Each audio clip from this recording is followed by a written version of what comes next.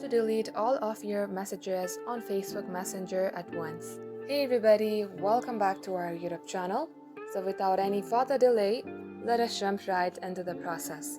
Start by opening up your Messenger application from your device and get logged into your Messenger account. As you do so, tap on 3-bar icon on your top left. Here you will see gear icon, tap onto it. And scroll below, tap on Report Technical Problem under Safety. As you do so, tap on Report Anyway. Then tap on Include. Type in your problem that you would like to delete all of the messages from your messenger at once. Once you're done writing your description, tap on to Send on your top right. Now Messenger will contact you soon regarding your problem.